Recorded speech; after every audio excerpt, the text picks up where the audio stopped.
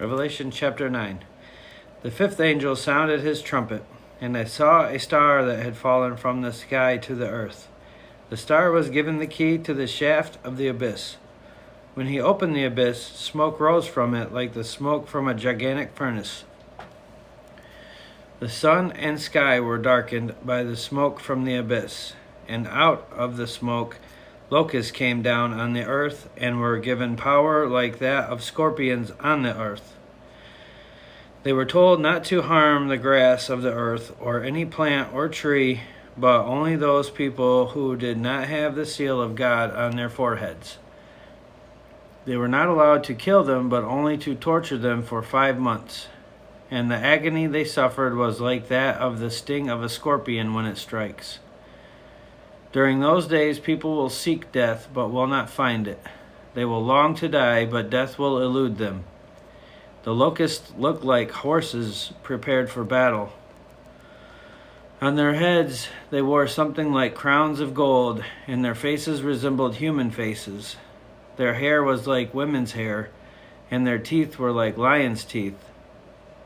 They had breastplates like breastplates of iron, and the sound of their wings was like the thundering of many horses and chariots rushing into battle. They had tails with stingers like scorpions, and in their tails they had power to torment people for 5 months. They had as king over them the angel of the abyss, whose name in Hebrew is Abaddon, and in Greek is Apollyon, that is, destroyer. The first woe is past, 2 other woes are yet to come. The sixth angel sounded his trumpet, and I heard a voice coming from the 4 horns of the golden altar that is before God.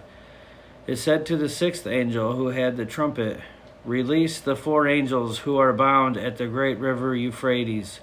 And the 4 angels who had been kept ready for this very hour and day and month and year were released to kill 1/3 of mankind. The number of the mounted troops was twice 10,000 times 10,000. I heard their number. The horses and riders I saw in my vision looked like this. Their breastplates were fiery red, dark blue, and yellow as sulfur. The heads of the horses resembled the heads of lions, and out of their mouths came fire, smoke, and sulfur. 1/3 of mankind was killed by the 3.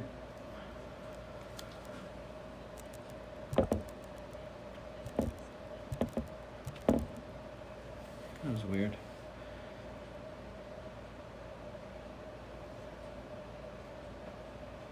The power of the horses was in their mouths and in their tails, for their tails were like snakes, having heads with which they inflict injury.